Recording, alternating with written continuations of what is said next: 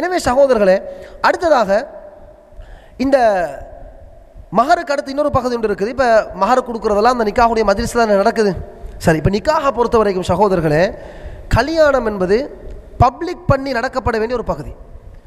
ரசூலுல்லாஹி ஸல்லல்லாஹு அலைஹி வஸல்லம் சொல்லக்கூடிய ஹதீஸ் அஹ்மதில் பதிவு செய்யப்பட்டிருக்கிறது. ரசூலுல்லாஹ் சொல்கிறாங்க, அலினுன் நிக்காஹ், நிக்காஹை பப்ளிக் பண்ணுங்கன்றாங்க, 4 பேருக்கு தெரியப்படுத்துங்கன்றாங்க. அதனால தான் சாட்சிகள் தேவைன்றோம்.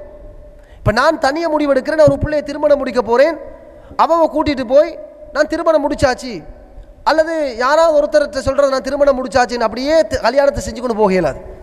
பாருங்கள், ரசூலுல்லாஹ் அந்த ஹராத்துக்கும் ஹலாலுக்கும் இடையில் எவ்வளோ டிஃபரெண்ட் பண்ணுறாங்கிறது பாருங்கள். அலினுன் நிக்காஹ், அந்த காலத்தில் ரசூலுல்லாஹுடைய காலத்தில் வந்து சஹாபாக்களுடைய பல திருமணங்களுடைய அந்த வரலாற்றை பார்க்குற நேரத்தில் வந்து அதை ஏலான் பண்ணுறதுக்கு, பப்ளிக் பண்ணுறதுக்கு என்ன செஞ்சுருக்கிறாங்கன்னா துஃபெல்லாம் அடிச்சிருக்கிறாங்க.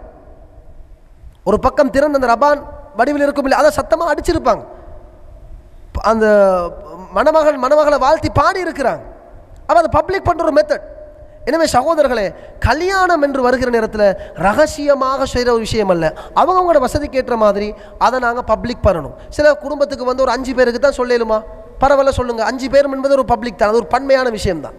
10 பேருக்கா, இந்த ஒருத்தரோட மட்டும் சுருக்கி கொள்ற வேலை பார்க்கக்கூடாது. உங்களோட வசதிக்கு ஏற்ற மாதிரி பப்ளிக் பண்ணுறது. இன்றைக்கி பல முறைகள் இருக்குது.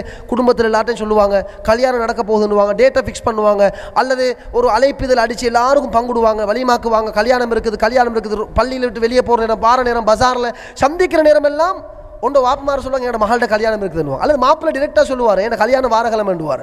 ஏதோ ஒரு அடிப்படையில் அந்த நிக்காஹை பப்ளிக் பண்ணப்பட வேண்டும் என்பதை ரசூலுல்லாஹி ஸல்லல்லாஹு அலைஹி வஸல்லம் அவங்க ஏவல் வாக்கியம் மூலமாக எங்களுக்கு கட்டாயமான விஷயம் என்பதை தெளிவுபடுத்தி இருக்கிறார்கள்.